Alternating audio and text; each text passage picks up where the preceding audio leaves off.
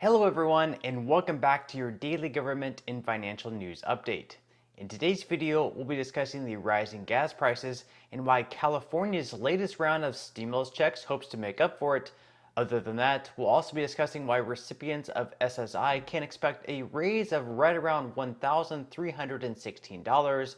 And finally, we go over some updates in the stock market and Bitcoin. Now, as always, I am definitely interested in hearing your thoughts on everything, and I wanted to thank everyone for giving my videos likes and sharing them, as that certainly helps push these videos out to other people like you. Okay, so gas prices are once again on the rise, up 7 cents on average, and are currently sitting at $3.79. Drivers in Florida are seeing some relief at the pumps even with rising prices with their month of October tax relief, which eliminates the 25.3 cents per gallon tax.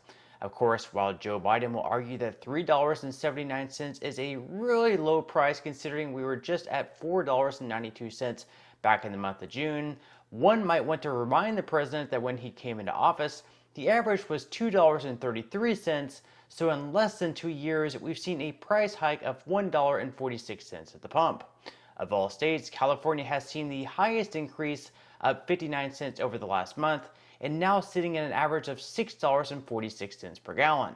This just happens to be a new record. Higher inflation, California is going to start sending out stimulus checks to their residents starting on Friday of this week, anywhere between $200 all the way up to $1,050.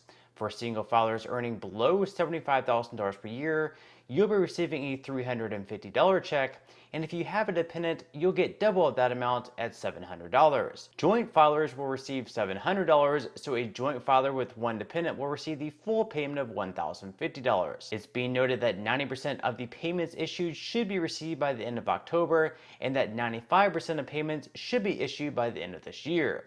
Now, not long ago, President Biden was on 60 Minutes where he said that inflation hasn't spiked, that it's basically been even, and that Americans just need to put it all into perspective. I mean, sure, we're seeing the highest inflation in 40 years as Americans struggle to put food on the table for their families, but I guess we should just be thankful that we don't live in Turkey, where inflation there hit a 24-year high, up 83% over the last year. Of course, even though President Biden believes we just need to have a little more perspective and be happy about prices on average being up by nearly 9%, Americans are showing what they really think about the president in recent polling, where just 37% on average approve of his job on the economy, and just 31% approve of his actions on inflation. Who those 37 and 31% of people are, I really don't know. Speaking of inflation, in just 9 days, we'll get the report from September showing just how much prices have adjusted over the last month. Even though we've already likely hit peak inflation, that's hope at least in some areas, the Fed has recently become more concerned that inflation won't fall to their 2% target fast enough. In fact, the central bank recently said they don't expect inflation to return to its target of 2% until all the way in 2025. That's a long time away.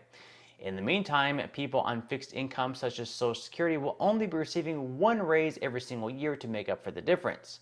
So right now, for example, the max payment for people receiving SSI is just $841 for individuals and $1,261 for eligible individuals with an eligible spouse. Keep in mind, this is the max amount they receive this entire year, even though inflation has been at 40-year highs.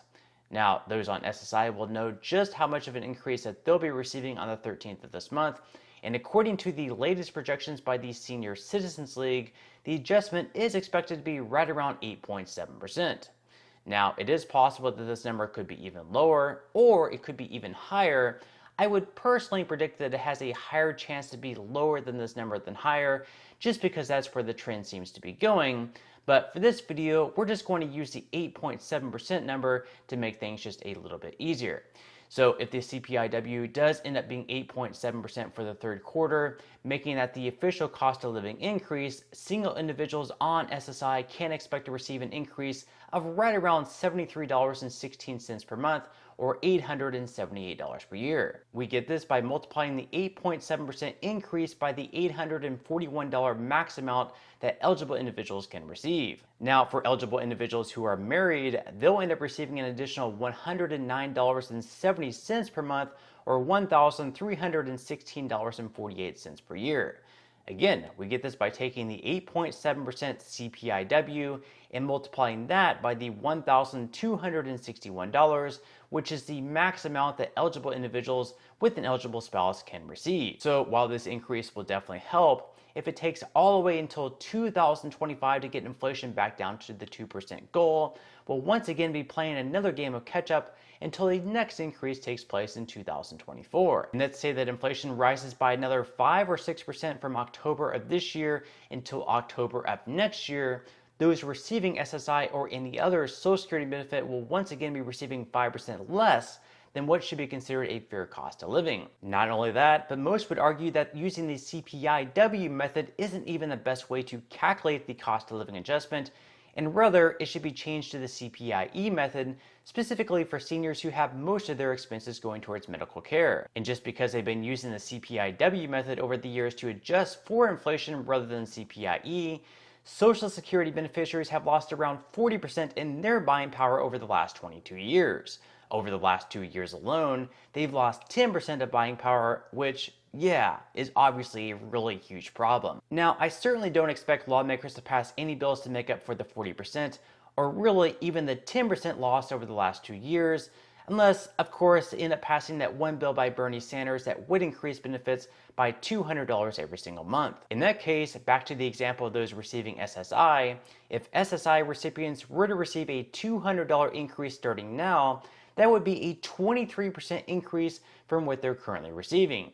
As you can see, at the very least, it would make up for what they've lost in COLA for the past few years, but also the bill would change the way the adjustments are made in the future years over to the CPIE method. Unfortunately though, lawmakers have gone home for the rest of this month as they fight for their own personal re-election, so we probably won't see any action take place until after November 8th, and even then, we'll have a lot of lawmakers who lost in their re-election campaign, so they won't really be all that motivated to get anything done.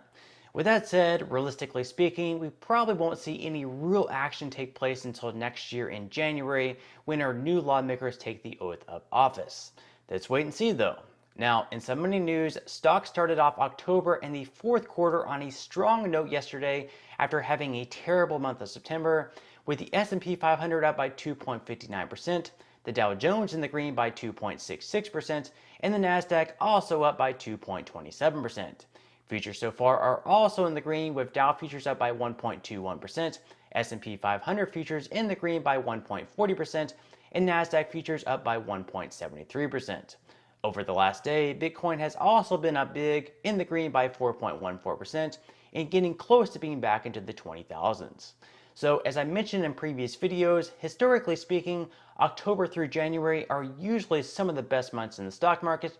Of course, any rate hikes to come from the Fed or bad economic reports could change that, but also it's an election year, so if Republicans retake control of the House or the Senate or possibly both, who Americans, by a wide range of polling, say they trust much more with the economy, we could see another boost in the market.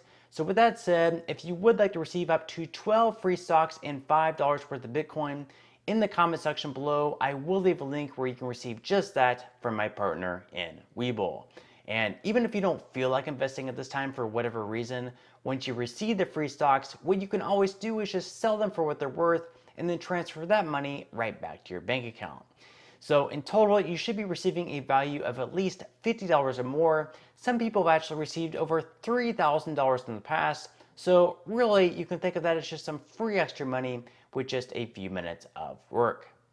But on that note, I'm going to go ahead and wrap up this video. If you enjoyed the content in today's video and you would like to see more like it, make sure to give this video a like, subscribe to my channel, and also ring the notification bell. That way you won't be missing any of my future videos.